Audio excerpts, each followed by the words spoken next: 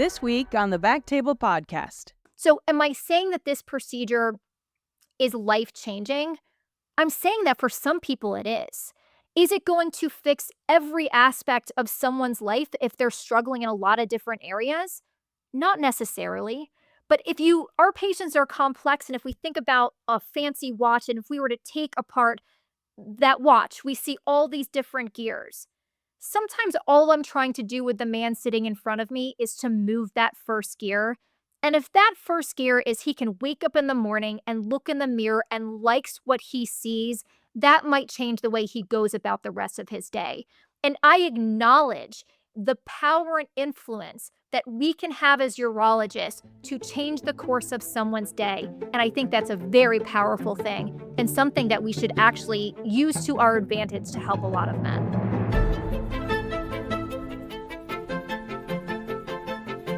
This is Jose Silva, your host this week. We are happy to have as guest this week Dr. Amy Pearlman.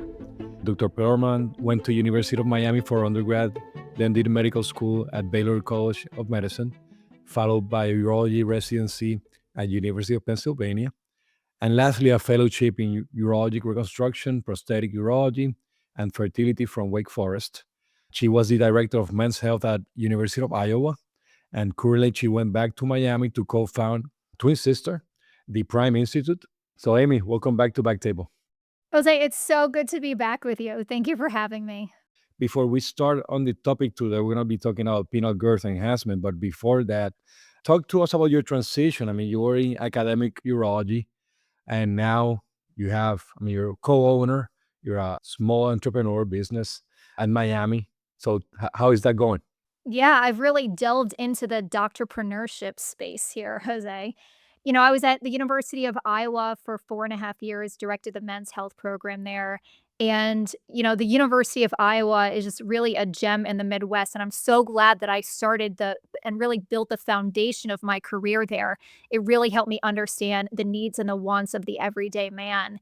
And, I ended up starting my own practice with my twin sister about 2 years ago in the Miami, Florida area. My sister's a gastroenterologist.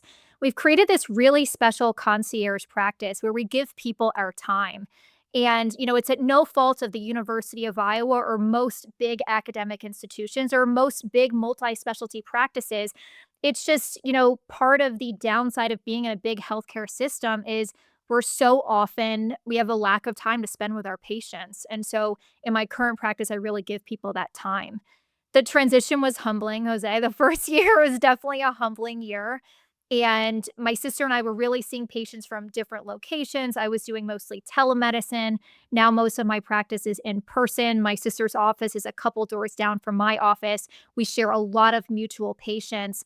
And now I'm also seeing women this year. And it's been really fun being able to see men and women. It's been a transition, but I can give people my time right now.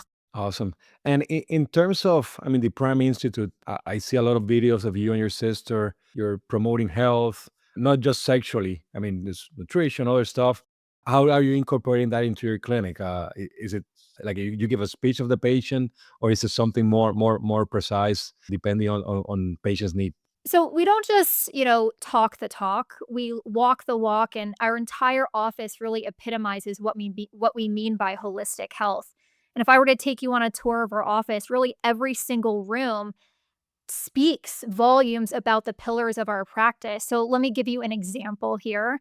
The first room, if I were to take you on a tour, is a sexual wellness room. It has a lot of different sexual wellness products. I have two bookshelves. Like if I were to fill your bookshelf in back of you with sexual wellness products, that would be my first room. And so many people will never walk into an adult or a novelty store, and people are too afraid to purchase something online for fear of what will show up on their, Facebook feed the next day. And it's been really helpful for me to show people, like, real show and tell from that office in terms of all those products. And it's also where I see my female patients. And then the next room down is a lounge, because for so much of what you and I do in the office, and what many of us as urologists do, is we expect people to walk into our offices and share with us things that they've never told anyone before. And we expect that they are just going to feel comfortable doing that just because they are in the presence of a physician. And we've really tried to create a space that helps them feel more comfortable. So as soon as our patients walk in, our receptionist, my sister, we will ask them, can I get you some water? Would you like warm water, cold water? If someone is, let's say, needs to take a business call, we have them hang out in the lounge area. So it's really for patient comfort. And then we have a gym. Yes, we have a gym in our office Okay. space, and we don't necessarily have patients work out in the gym. But because my sister is a gastroenterologist and her practice focuses on sports nutrition, medical weight management, she will show people when she recommends that they get, let's say, a walking treadmill for their office with a standing desk. Hey, you walk in the gym, you'll see what you can get on Amazon for $200 or $300 and how we set that up with a standing desk. And then she'll show people how to do resistance training even when they're on the go and traveling internationally. Then the next door down is essentially like a food pantry. It's where my sister has a Seika bioimpedance scale so we can actually track the actual measures that actually give us objective information about cardiometabolic health, testing things like visceral adiposity and skeletal muscle mass. She's also created, again, if I were to take that bookshelf and put a whole bunch of items from a grocery store on there, she has bad options and then better options because it doesn't matter how much money these people have, how successful or educated they are. People have never been told how to read a nutrition label. So even in my clinics, even for patients that are not necessarily seeing my sister, I will take them over to that room and just give them some examples. So the next time they're at the grocery store, I want them to make the next better decision when they're picking something up as a snack. And then we have my procedure room. So in my procedure room, I have a big screen TV on the wall. I dim the lights. I have ambiance lighting. I have LED candles. When I was creating this space, and I was working with a medical supplier, he said, do you want a big OR light in here? And I kind of thought for a minute and I said, actually, no. I want I just need as little light as possible just so I can see what I'm doing and really no light above that. And I'll ask my patients, because that's where I do all the girth enhancement procedures. And so I'll ask them, hey, Bill, would you like the lights dimmed or would you like them on? I have had one patient out of many who's preferred the light on. And so I just dim the lights. I can see perfectly fine. And again, I think that helps set the scene for comfort. And then we have my room here. This is my consultation room. This is a new piece of art I hung up, a gift from a friend that I don't know if you can see it with the glare, but it's a person working on a car. And in so many ways, as a urologist, we oftentimes think of ourselves as plumbers. But in many ways, I think of myself as a mechanic, and the person's great. They're like a vintage car, and I'm just trying to tune them up a little bit, maybe replace some parts when needed. And then I have all these demo products behind me here that show anatomy. So again, we can't expect that anyone that's coming into our office has ever sat down with someone to be taught about their anatomy. And in order to understand dysfunction, you first have to understand normal structure and function. And oftentimes that's where we begin. And then I have additional walls in my office that talk about fertility products, testosterone, how to last longer, orgasm sooner, and erectile restoration. So it's in many ways a little museum. So you have the whole package. So somebody in the 40s wants some tune-up. You have your sister that will give him the part of the nutrition part, exercise, losing weight. And then if the low testosterone is low or they need some extra help, they go to you. That's awesome. Thanks, Jose. Penile Girth Enhancement. I mean, was this something you were doing back in Iowa or you started doing this in Miami? I started doing this procedure in Miami, but the questions about girth enhancement and enhancement didn't start in Miami. I mean, they started when I was in training. And I think it's a common question that we get asked as urologists are there any safe ways to improve my length or girth? I think for many of us, we're used to telling people you're within normal limits. We think about the micropenis. I mean, that's a very small patient population. So pretty much, every man who comes to see us is going to have a normal size penis. And we're used to telling him that his penis is normal. But in what other areas of our lives do we expect that people are going to be satisfied with the status quo? And cosmetics plays a role in so many other specialties, dermatology, plastic surgery, oculoplastics. And so why wouldn't it make sense for us as urologists to say, if there are safe options now to offer patients, we should really be leading the charge on that. No, yeah, exactly. I mean, like you mentioned, that's something that even when residency, a patient comes for a kidney stone. Hey, do you guys know about penis I mean, make it bigger. I mean, so it's something that comes up in the conversation at some point with patients. So when you're talking about penile girth enhancement, what exactly what it is? There are a lot of different options for penile girth enhancement, and we kind of separate them out into injectable options and then surgical options. And even within the injectable space, I mean, you name it, someone has injected it into the penis. Now, we think of things as more temporary fillers and then more permanent fillers.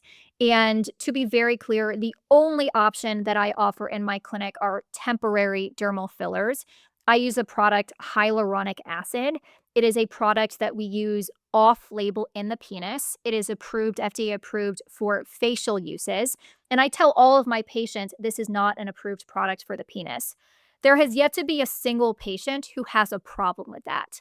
When we think about all the different therapies we offer as urologists and within medicine, a lot of the therapies we prescribe to our patients are actually used off label. If we actually looked at the indications for specific treatments, we use a lot of things off label, and patients are okay with that. So you mentioned it is something that is absorbed by the body, I guess, at some point. It's non-toxic. How long does it last? So, hyaluronic acid is a naturally occurring substance in the body. And in its very simplest terms, it's a sugar molecule. And the next time you go to a convenience store, if you just look down the aisle of facial products or moisturizers, you're going to see that a lot of the products, have hyaluronic acid in them. Hyaluronic acid is naturally in our eyes and in our joints, and it's a very moisturizing molecule. It attracts water to it. And so that's what I use in the penis. In terms of how long it lasts, that's a really good question, and we're still trying to figure out that answer, and I wanna tell you, or I wanna explain to you all why we have not been able to answer that question yet.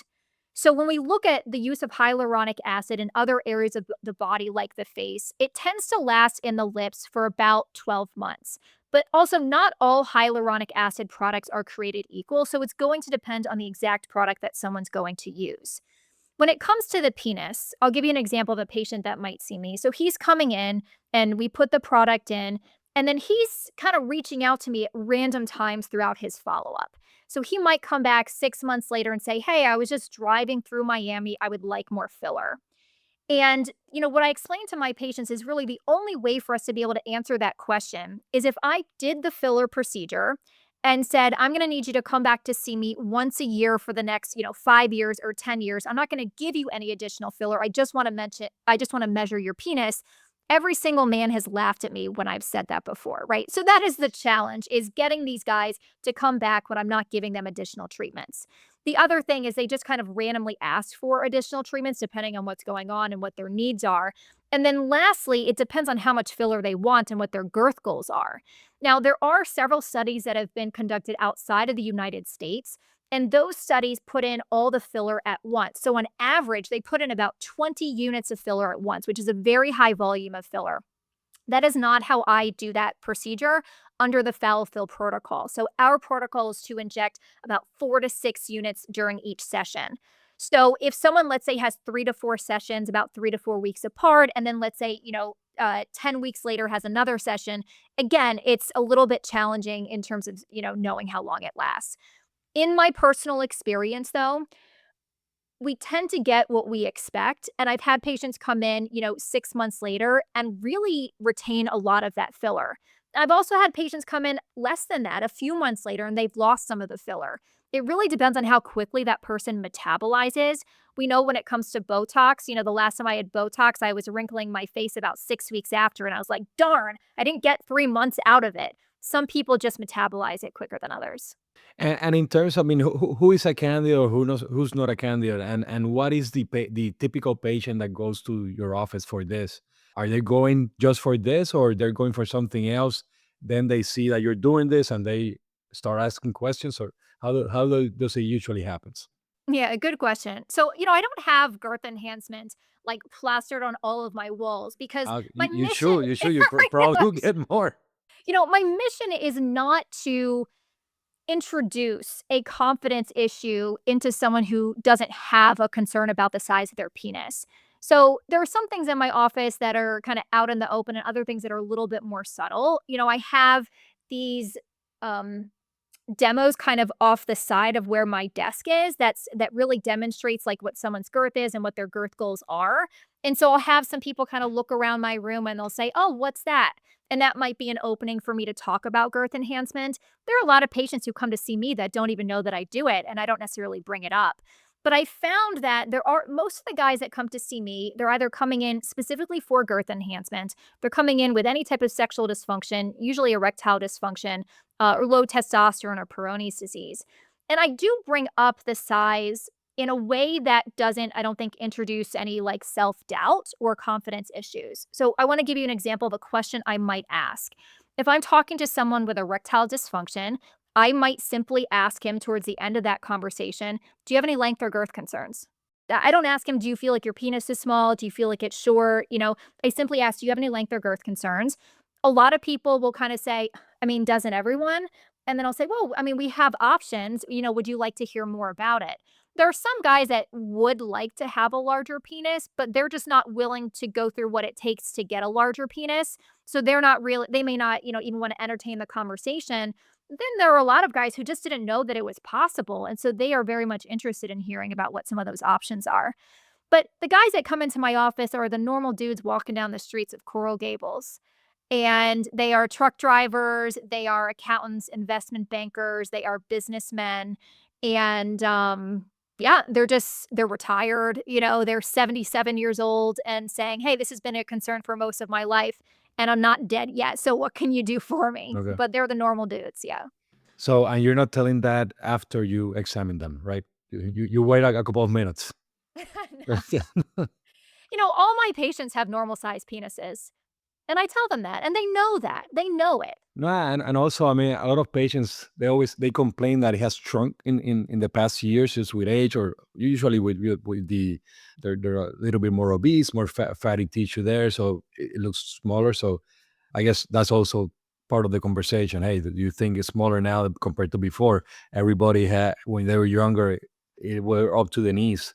Now it's smaller, So Yeah, when we talk about that a lot in these conversations, you would ask the question, what does that person say to me when he walks in the door? And he might be coming in for a girth enhancement conversation. And I'll tell you, that conversation could be very quick. I mean, honestly, I could say, "Where do you think you are in terms of girth? Where do you want to be?" "Okay, I think it's going to take this amount of filler. Let's go in the next room." So some of those visits are pretty quick, but again, I use that as an opportunity. This is a guy who came in for a very specific reason. I actually broaden the conversation to a comprehensive men's health visit. I say, "Hey, have you ever had any hormone concerns? Have you had your testosterone checked? How are your erections? Any curvature concerns?" And we end up talking about a lot of men's health issues. In fact, I end up managing a lot of their testosterone therapy because I've built their trust talking about the girth enhancement. And then they say, "Oh, she's pretty cool. I want you to manage my testosterone." So I really broaden those conversations. But as you mentioned, we talk about, have you always been concerned about your size, or has your size been stable throughout your adult years, or were you bigger before and have you lost length or girth? Because if they say the latter, that they've lost size, that's where I'm broadening this discussion and we're talking about, might they have gained some weight to kind of bury their penis a little bit? So we'll go into that discussion. We'll talk about the use of vacuum pumps and traction therapy. There have been several guys where I've actually said, "Look, I actually wouldn't recommend filler today. If you want to see if you can restore some size before I put filler in, why don't you try some traction and a vacuum pump? And I'll postpone their filler for another day." and you're selling also the traction device and the vacuum right there in the office? I do, yeah, and that's part of the sexual wellness product room, what I've called, MedTail, and it really makes these products convenient for patients so that they can walk out of the door. What I also really like, I have some patients who come in with their product and, with their suitcase. We go right next door to my procedure room, and I say, "Hey, do you want me to show you how to use this device before you leave my office today?" It is so amazing how many patients I've seen who have purchased these devices online. They don't know how to use it. They walk in the office and they say, "It doesn't work or it's painful." These devices, Jose, they do work. It's just they don't know how to use them and how to use them to optimize comfort. That is what part of, I would say, one of my most important roles is to educate people on how to use these really good products. And those would be, vacuum pumps and traction devices. And we go. I mean, in my case, first, we go back to I'm part of a big health system, so definitely high volume. I tell them, hey, go online, buy this stuff, whatever. And sometimes they know how to use it, but sometimes they come, hey, I bought it, and then I take my time to help them, but because they already put me in the spot, so I need to help. But yeah, it's like you mentioned. I mean, usually in these academic centers, health system, we don't have that time that you're dedicating to that patient that to really help them what they need, and they sometimes go through other processes, injections, maybe something as basic as a vacuum is what they need. Yeah. But here would be my advice, because I started doing this when I was at the University of Iowa and running a busy clinic, is I just created a packet. And I didn't have the anatomy of most of my patients at the time because the majority of my patients were men. And so I asked my patients, I had a patient, Dennis, who provided me a lot of feedback. I said, Dennis, you really struggled when you were using a vacuum pump. Would you mind writing down about 5 bullet points of things that you've learned that I can share with the next guys, my next patients? I compiled a bunch of bullet points. I asked my public physical therapist, hey, what recommendations do you think that I can provide patients so we all have this shared message? So if you're in a busy clinic, which a lot of people are, even just giving them like a 1 to 2 page document that says, look, this is what other guys have told me. These are the tips and tricks. That can be very beneficial. And two, if someone prefers communicating through video, I mean, all you have to do is create a 5 minute video demonstrating technique, or even just include a link to whatever product you recommend that has a good demonstration video, which a lot of times the companies already have. A good exit strategy is to say, look, I don't have the time to show you this in my clinic, but here's a really good link to see exactly how to use it. No, and you sent me last time, you sent me the packet. I printed out and then maybe I gave it once or twice and then, it just caught up. But I need to definitely do it. I mean, it was very good. Let's go back to that talk to the patient, that initial talk about the enhancement, side effects. What do you talk about once the patient is already saying, hey, I want to do this? How do you go about that? Yeah. I want to actually answer your other question, which you had asked me before, which is who is a candidate and who is not a candidate for penile girth enhancement with hyaluronic acid. So most patients are actually going to be candidates, which is great. For some of the other options, like a silicone implant, they're typically not going to implant that in someone who is uncircumcised. We can put filler in people who are uncircumcised, so we don't require that they get a circumcision, beforehand. And now the outcomes, it's could be a little bit trickier to put filler in, and there are some other considerations in terms of injection technique if someone is uncircumcised. But I have several patients that are uncircumcised, and they've gotten a great result. So that doesn't, factor into it. Men who are on blood thinners, initially I was nervous about doing that. And I've definitely been more strict in the past in terms of holding blood thinners. I have some patients that will just hold it because they don't want to potentially increase the risk of a bleeding issue. I've also done the procedure with guys on, antiplatelets and blood thinners. And you know what? They did fine. So I think with any sort of in-office procedure that we all have our own comfort level, but that would not be, necessarily a contraindication. Penile implants, I will tell you, and I don't have any research to support this other than my own anecdotal experience. Like I would say some of my happiest patients are guys who have inflatable penile implants in, who have great devices. Their devices are seated extraordinarily well. Their implants are working fantastically, but they just want larger girth with their implant in. So the technique is a little bit different. I use smaller needles, and obviously I'm trying to stay away. I don't want to touch that implant even with a 9 foot pole. So the injection technique is a little bit different, but they are very happy patients. And so that doesn't really play a factor. And then, I would say the biggest concern would be a guy with a buried penis, and not necessarily like a buried penis where you can't expose it, because obviously you're not going to be able to put filler in that guy. But someone that when he stands up, he really buries his penis. And so I've had to turn down a couple of guys where I've said, I can lay you back and the filler is going to look amazing with you laying back in this procedural chair. But once you stand up, it is just all, going to go all to the tip. And so I've had to turn down some of those guys. So, all right, so let's go to the injection. So, how do you choose a site? And then you mentioned that it migrates. Depending on their body habitus. So I will say that, the injection technique is really important. What is equally, if not more important, is what happens after the procedure is complete.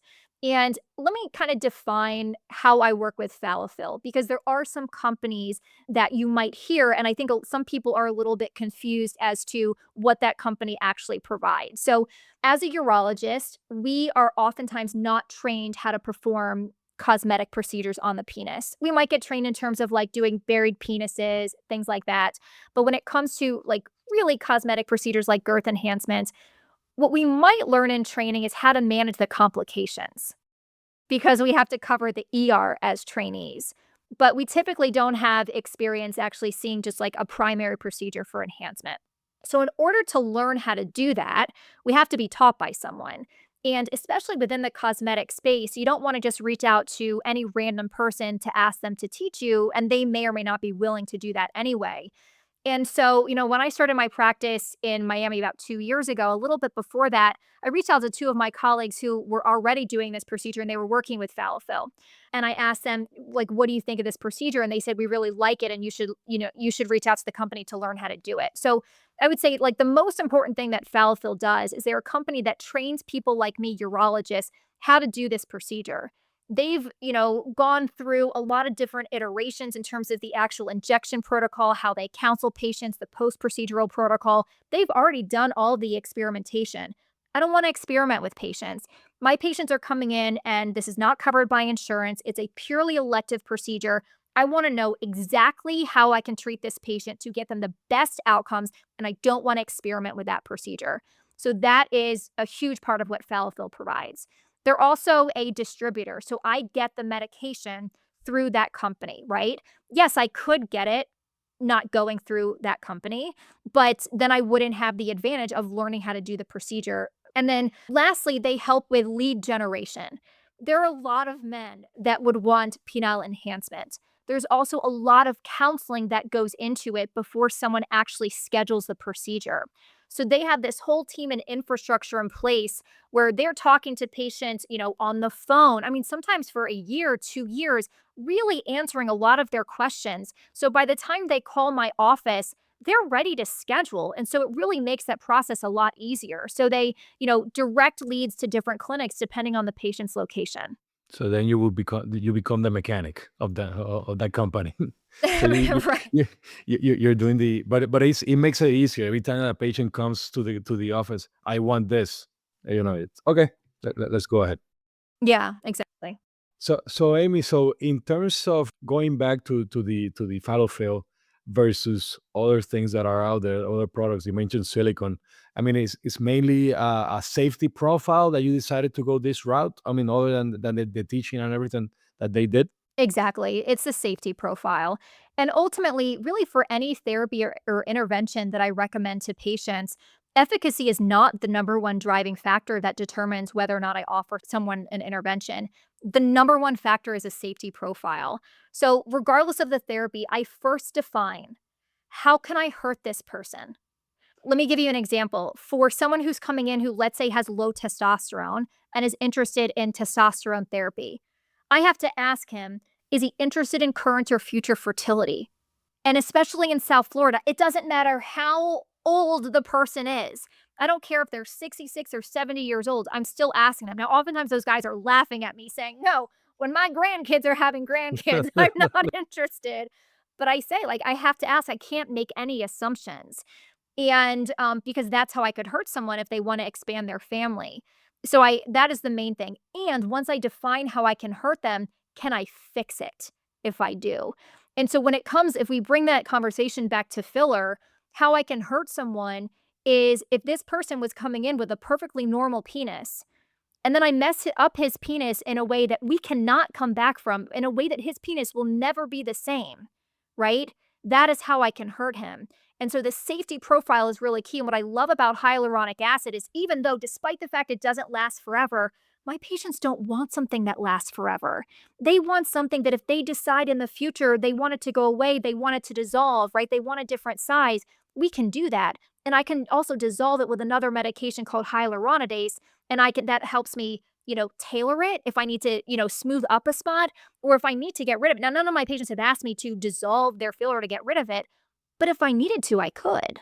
Yeah, so I think for rectal spacing, there's a company that uses hyaluronic acid with contrast for radiation, and it lasts supposedly from 3 to 6 months. So like you've been mentioning. This is a question for you. In what other aspect of urology or procedure that we offer within urology can we do something that is completely reversible? Botox. But we can't, I mean, so the Botox will wear away, but it's not like we can use a reversal agent. Exactly. So Yeah. something that is reverse. Yeah, exactly. Yeah. I mean, Yeah. we could do a vasectomy and do a vasectomy reversal, No, but no, it's yeah, not yeah, gonna yeah. be the same. Yeah, yeah, So exactly, I exactly. look at this as when I compare it to all the other surgeries in which I was trained, this is completely reversible. Is Yeah, exactly. Is the And have you had to use the reversal agent? Yeah, on a couple of occasions. And, when I use that agent, I tell my patients during the initial consultation, this is just my practice, but I say, if you need me to smooth something out or you want me to get rid of any of the filler, I'll bring you back for another visit. I won't charge for that visit and I won't charge for that medication because I don't want them to be like, oh, I really want this to go away, but I don't have the funds to do it. I bring them in and I take care of it. But it's very infrequent that I have to use it. My goal is to always get someone to what their girth goal is because going back to our protocol where we put in like 4 to 6 units each time versus all the filler in at once, we found that when you stack that, then oftentimes you can even out the penis with each subsequent session where smoothing things out with the hyaluronidase actually becomes unnecessary. And then for those patients that you put the hyaluronic, I mean, why was it? They didn't like it. They didn't like how it looked. So, for two reasons. One is everyone has their own aesthetic in terms of what they want their penis to look like. And so, where we're putting the filler is on the sides of the penis here laterally. And we don't inject towards the tip of the penis here because we want to maintain this contour between the shaft and the glands. Now, as we're building up these filler columns on the penis, depending on what the size of the glands is, the filler columns might actually be larger than the glands. And so I've had some patients where the filler kind of goes up here, and when their penis is more retracted and the glands goes in, then it kind of looks like they're partially uncircumcised with the skin going over. I have a lot of patients that don't care. It doesn't bother them at all. But I've had like one or two patients where they just wanted me to bring back some of that contour and just dissolve a little bit towards the tip. And that was one scenario. The other is, when we are injecting towards the base of the penis, we can't inject too far back towards the base because what we find is then some of that filler might move down towards the scrotum or the ventral aspect of the penis.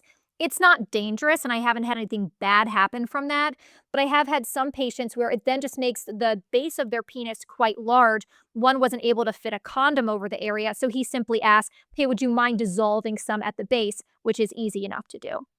So you go at 3 at 9 We go at 3 at 9, yeah. and multiple injections or just one and retracting the needle? So there are a lot of different techniques that people will describe. Some people will describe using cannulas. I've also seen other techniques where people will inject on the dorsum of the penis as well. Our protocol is to really focus on 3 and 9 because, again, it's a safe spot of the penis. When a man is looking down, that's the part that he sees that's then going to be, wider. It's kind of like that locker room look. We're not going to inject, ventrally at 6 o'clock because that's where we know the urethra is. And then dorsally, you have the neurovascular bundle. Now, I've injected some men along the dorsum, and it looks totally fine.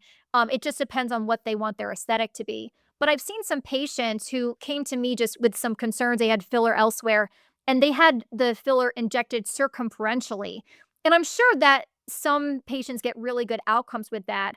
But I think the circumferential look, when you have a lot of filler in, it kind of makes the penis look like a balloon that you would then roll up and form into a poodle. And so I think it looks really good and maintains the contour when you really focus the filler on the lateral aspects.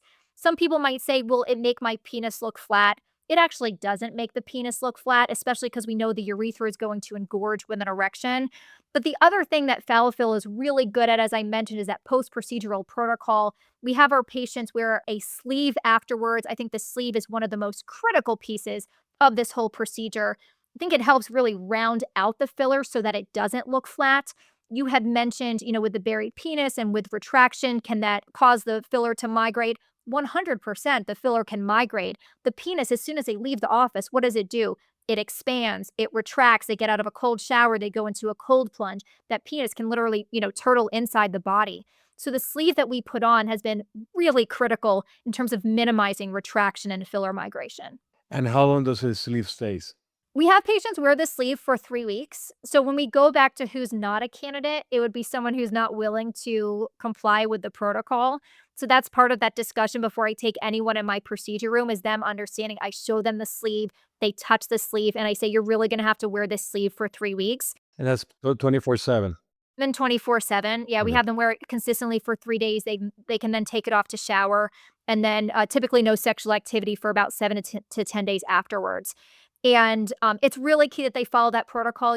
Some people might think that that's overkill, but I've had a lot of patients where they notice, a little bit of, like, a bump, at, like, 2 weeks, and then things go away and things look good by the 3rd week. So I even see changes between the 2nd and 3rd week. Nobody, if they can have sex at 7 days, I mean, I think that's enough for them, right? I mean, Yeah, no, I do get some questions and they're like, "Seriously, how am I gonna do that?" And so sometimes there are some, more creative ways. but three weeks is definitely worse than a week. So that's good, yeah. And then, so you do the procedure. You're mentioning sometimes you evaluate the patient, you do the procedure the same day. Yeah, so they come in for the consultation and we'll be sitting in this consultation room for anywhere between, 30 minutes for the man who's a few words to an hour and a half just talking. And, in my practice, I have the luxury of having some different office spaces, and I always like to talk in my consultation room so they're not nervous and I'm going to like peek under the sheet and start doing an exam. And then, if they want to proceed with the procedure, which everyone who has come to see me for a consultation has undergone the procedure the same day. They've kind of been expecting that. They're interested, except for those patients where I told them, I don't think you're a good candidate because of the buried penis or retraction situation. So let's touch base in the future. All my other patients, we go right next door. We do the procedure. They're out. I have patients who fly in, they get the procedure, they fly out, the same day. I will say just some considerations when getting on a plane afterwards is, I've had some guys that I put a good amount of filler in and then, they go through security and then something sort of lights up. I don't know exactly what it looks like. And so they get a little pat down. I don't know if that's a good or a bad thing. I guess they're packing some heat, but so I do tell my patients ahead of time just in case they get put off to the side. No, that's good. So in terms of logistics, you set up time to do the talk and then the procedure. Yeah, so my consultations, when I have a new foul fill patient coming in, I block off my schedule for 2 hours. Okay, okay. I know that a lot of people don't have that luxury of time, but, I've just built that into my practice. I don't wanna be rushed. I put topical numbing medicine on the penis, topical anesthetic before I even do the injections. I had an experience with this probably about 20 years ago where I went to the dermatologist. I had a mole on my arm, and they injected it with lidocaine, and I have never forgotten that experience of how much lidocaine burned. It, like, took my breath away. And I think so much in medicine, not just for men, but for everyone, it's a little in office procedure. Patients ask us, will this hurt? We say, no, it won't. It does a little bit. And then they lose trust in not only us, but every other healthcare provider with whom they're going to connect with in the future. So my job is to figure out how can I make this as comfortable as possible. My first Falafel patient, actually, he could feel the numbing medicine going in when I was injecting. He said, Amy, do you have any topical? I just so happened to have topical for another procedure. I put it on, he didn't feel a thing, and it revolutionized how I do office-based procedures after that. I mean, when do we use topical medicine in urology? Never. Never. Never. But lidocaine burns, and we just have to acknowledge that and see what we can do. And then, so you do the topical agent and then you do a penile block, or? So I do the topical, and then I am putting in lidocaine on, where I'm going to end up doing the filler. And then I create a column. I, hydrodissect with additional lidocaine. And then I fill that space because there's only potential space where the filler is going to go. So we create that space with the lidocaine, but they're really not feeling any of that because of the topical. And then I put the filler in. I recently asked a patient who is in the cosmetic space himself. He's a CRNA in a cosmetic practice. And he's had, filler and Botox in his face before. And so I asked him, how does this compare for me doing cosmetic procedure on your penis to when you're getting Botox or filler in the face? And he said it was way less painful in his penis. I've had filler and Botox in my face before. And even when I've numbed up the whole area, you can feel it. I'm telling you, my patients, they really don't feel anything in their penis. The numbing medicine works exceptionally well in that area. Good to know. We'll start doing it for the vasectomies. Yeah. Yeah, I will say the topical numbing medicine that I use powerful, and so it can cause some scrotal irritation. So you gotta figure out exactly what you Okay. want in that mix so it doesn't cause irritation. It doesn't seem to cause irritation on the penis, but I've had it cause some burning on the scrotum, especially if they've recently, like, waxed. So don't do that. Okay. So I mean, they do the sheath for 3 weeks, and then when do you tell them? When do you see them again? So, in general, we'll inject the 4 to 6 units each session. They can anticipate a quarter of an inch to a third of an inch increase with that amount of filler, depending on the length of their penis. We typically don't do the injection sessions any sooner than the 3 weeks. So, if someone says, yeah, I want to knock this out as quickly as possible, then I'll just schedule them for all their sessions 3 weeks apart. So, that would be the minimum amount of time. But then if they say, okay, well, I'm going to be traveling or I need some break from the sleeve, I want to come back, 6 weeks later, that's completely fine as well. So the whole protocol, it just depends on how quickly they want to get it done and what their girth goals are. And that's one of my favorite questions to ask people is what are your girth goals? Jose, how do you think men answer that question or how do you think they respond to that question? I have no idea. I mean, do I need to change my underwear size or something like that? Do I need to buy new pants? Well, here, let me But ask you another question based on your experience. So the guys that you've had ask, "Hey, are there any, ways to increase the size of my penis?" Who are those well, guys in your clinic? I guess they're always asking for length. Definitely girth. I mean, I think length is always the topic just for those patients that are obese, have a very penis. They say that when they were younger, they were porn stars, but now you cannot see the penis. You know how the story is. But definitely, they're always asking about length per se. We never discuss girth. Yeah, I will say that. But I would say a lot of them will at some point when we in a conversation for any topic, they might mention it. Yeah, it's interesting because I think before I got into the girth enhancement space, I would say the same thing as most guys and most people are thinking length.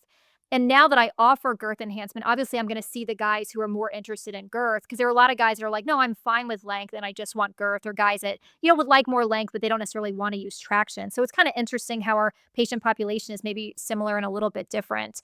Yeah. And there's, some people will say, they'll ask me, well, what do you think? Like, how much size do you think I should get? And it really is a personal choice. It depends on what their perception is going to be when they look in the mirror and if they have a partner, what the size of their partner is. And I don't think a lot of people are kind of acknowledging that. But so I'll tell you, when I ask patients, what are your girth goals?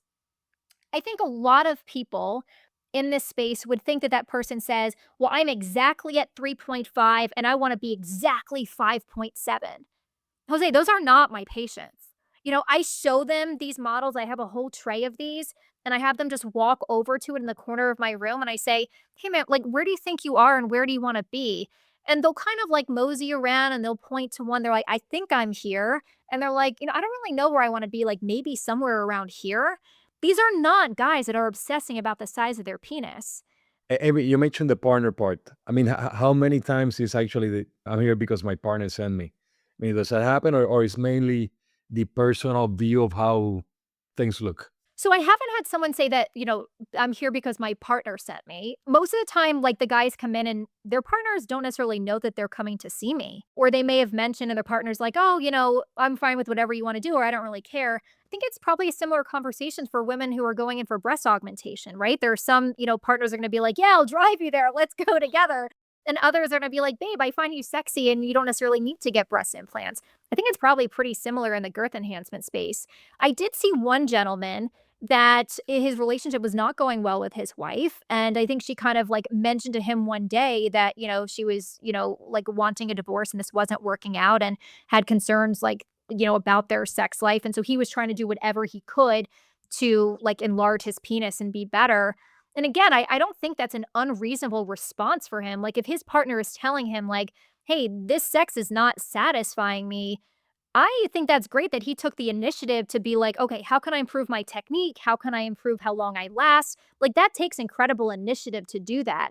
And so from my perspective, I'm like, well, what are all the different ways that I can help this guy? And maybe that will help his marriage, but obviously there are a lot of factors that come into play there. But I had a patient recently, Jose, who He was single when I first started doing this, and he wasn't sexually active. And so I've put, some filler in, and he's always asked me like, "Hey, what do you think? What do you think? How much do I need?" Whatever. And his penis looks great. So every time I'm like, "Look, I think you're good. Everything looks great." And so he had sex recently and he said, "Amy, I'm like at my max. Like it was a snug fit. And so now I just want to like perfect things, but I think I'm good on the girth." But sometimes you need to have a sexual experience to know exactly what that fit is going to be. And it really does depend on the partner size. In those cases, I mean, if the patient is having pain, for example, I mean, will you use the hyaluronase to make it smaller a little bit, or Well, you and just need to do wait for it to just start dissolving on its own? So the guys don't want me to dissolve the filler. Okay, okay. And usually, like they've been able to insert during penetration. It just takes a little bit more time, and they have to ease their penis in. They definitely don't want me dissolving anything because they really like it. Yeah. But I definitely don't want to size these guys out of whichever partner they do want to be with. And so I try to have that discussion with them. And it can be a little bit more challenging if someone is kind of not in a monogamous relationship. I have one guy who loves the look of everything. And for some partners, it feels great. And for other people, it's really snug. And that's just something that he kind of navigates with his current size. Hmm, interesting. Interesting job you have. Right. The other thing I wanted to ask, just out of curiosity, I mean, are you seeing? I mean, you're in Miami, so are they mainly white Americans, Hispanics? Who's the population that is going to see you for this specific reason? When I first moved down here, coming from Iowa, I think there was some concern that Latin men wouldn't want to see a white woman, that there was this essence of machismo. The majority of my patients are Latin men. And so when it comes to filler, it really spans the spectrum, of nationalities and races. And I think that's one of the most fun parts of my practice is sort of understanding this really is a shared experience of men from all different backgrounds. And he does not look a certain way, believe it or not. So you mentioned that patients are flying to see you. So I mean, they go blindly to see you, or you're doing a telemed medicine or telehealth visit before that. That's one of the really nice things about working with Falafel is even for someone who's out of town, they know exactly what this procedure is about. It's also one of the reasons why I have a lot of online content on my YouTube and other social media channels is if someone is coming in from out of town and they want to know, do they even want to see someone like me? They can find me online and see how I speak and what my message is and what my passion is to see if they even want to see someone like me. So I think that's beneficial. The Falafel, all the conversations we have are nice. I am licensed only in a couple of states. And so that does limit my ability to do some consultations. But there are some ways where I can do just like second opinions. I'm not like giving a specific recommendation. I'm not prescribing anything. It's more of like, a second opinion. But I do have a lot of guys that come in and they've never met me before and they just decide to do the procedure. But it's oftentimes guys where this is not the first time they've considered this procedure. They've gone down all of the rabbit holes online. There are a lot of times that, a patient comes in and says, they'll apologize. They'll say, I'm sorry. I went on Dr. Google or I went on Reddit. Jose, when someone says that to me, I say, that's great. Thank you. So what questions do you have? What thoughts do you have? Is there something that you're nervous about? Is there an experience that you read about online that I might be able to tell you more about? I don't have a problem with the rabbit holes. I think that there's a patient who's coming to see someone and they're coming in for a cosmetic procedure and they haven't done any research. Honestly, Jose, I'm concerned about that person. Yeah, I am true. concerned. They should look me up. They should look up the product that I use. They should look up all the other procedures that are options. They should know exactly what they're getting themselves into. Those are the conversations where when I'm sitting down and they're sitting in front of me, then we can actually have a thoughtful conversation because they already understand those basic concepts. That's great. I'll definitely start sending patients your way.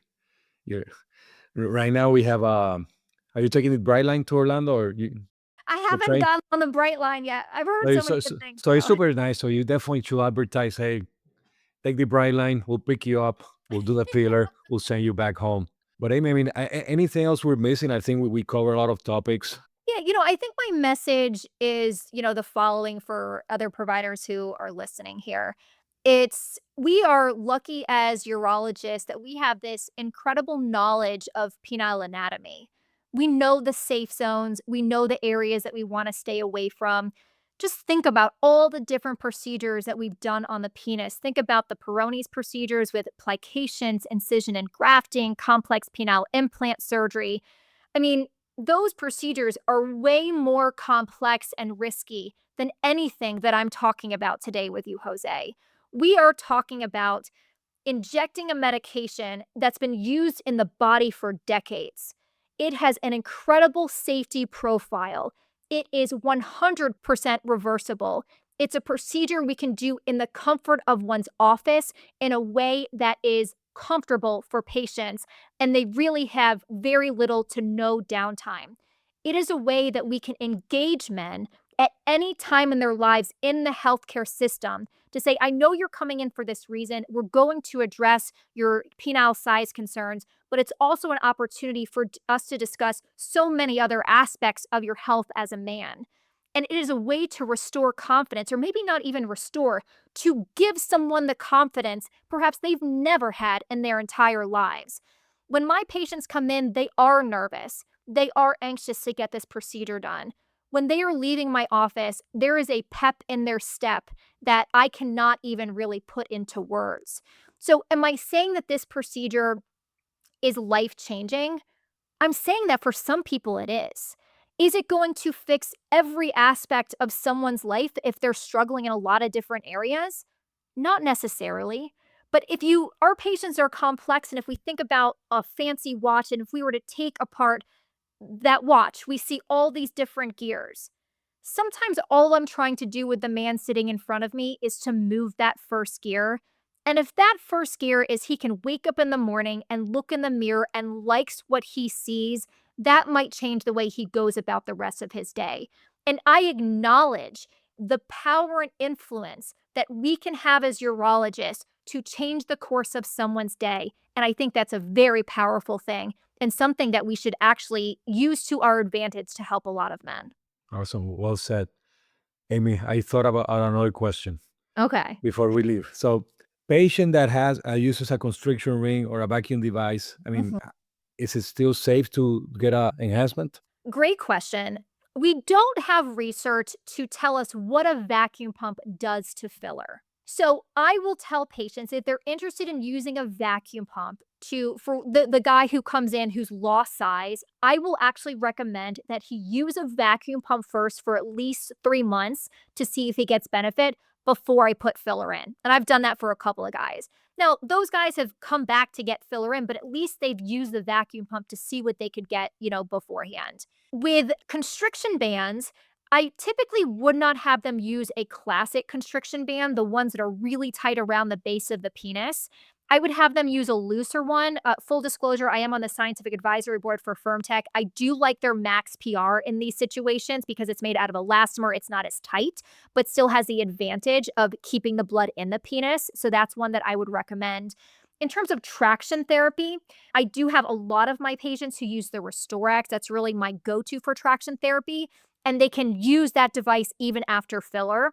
I typically will have them wait 2 or 3 weeks after their last filler session before they use traction. But because it's just clamping down on the tip of the penis, that would be perfectly fine to use after filler.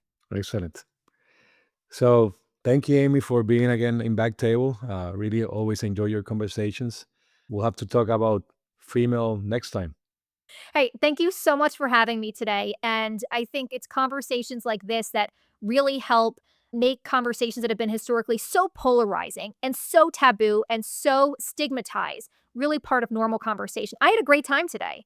And I don't think I made you blush too much, did I? No. So there you go. So Prime Institute, right? You can Institute. You can find Amy anywhere on the internet, any perma. So thank you, Amy.